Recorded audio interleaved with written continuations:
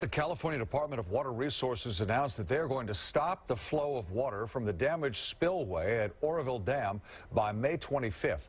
You'll recall that spillway essentially collapsed this winter, causing major damage and evacuations downstream. And once that water stops flowing, water officials can make repairs before the rainy season starts again in 5 months. KTVU's Tom Baker talked to a leading expert about whether the repair job can be done in time. And Tom joins us now live with what he learned. Tom. When you hear this man talk, you'll understand that this is no slam dunk. Oroville is a critical facility for 2/3 of California's residents and its massive agricultural industry. By any standard, the spillway suffered massive damage. Robert B. has spent the last half-century working on massive land and sea construction projects worldwide and is Professor Emeritus of Engineering at UC Berkeley. I asked him, on a scale of 1 to 10, just how tough fixing the spillway would be. It's a slam dunk 10.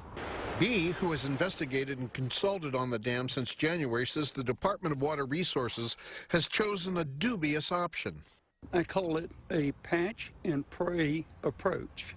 What B says the dam really needs is an overhaul to bring it up to current and proposed dam and earthquake standards, because the permanent repairs would have to last at least a half-century. 5 years of snowpack is melting, and nature is unforgiving of our ignorance. I'm afraid, and I think we should be afraid. I asked if the Department of Water Resources has the ability to manage an agency that can guarantee high reliability in the operation, construction, repair, and maintenance of a truly high reliability system such as Oroville Dam. No, that concern is at the very top of my worry. I don't think they have a coherent understanding of what the word safe means.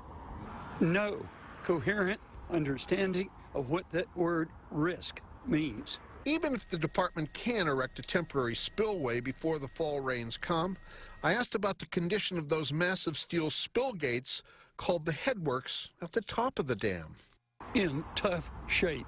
B says cracks in the gate's critical steel structures have been studied for most of the last decade. Even if we fix the gated spillway, the headworks are unaddressed. And that's to say nothing of wet spots at the bottom of the earthen dam, which the department insists, without scientific proof, are just natural springs. We need to do everything possible to help this old dam, old like me, do the best job she can until it's time to decommission. And of course, that's to say nothing of the risk a truly large earthquake would bring to a structure built well before modern earthquake engineering techniques. Back to you. Tom, there is so much repair work to be done. How long would it take to do a major overhaul for permanent repairs on that dam? Well, think about this.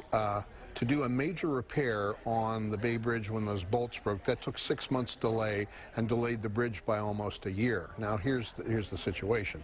Whatever this repair is going to be, it's going to be temporary. It's going to be at least a stopgap repair.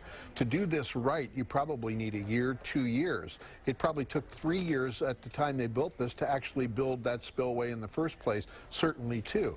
So the idea that they can do something in 5 months is frankly not something that a lot of people should put a lot of faith in. And while they may get something up there, remember, when that water comes down there, that water isn't like building a water slide at an amusement park. This is a heavy industrial concern that must work, and it must work all of the time. So, Tom, to do it right, what specifically do they need to do? Replace that entire spillway?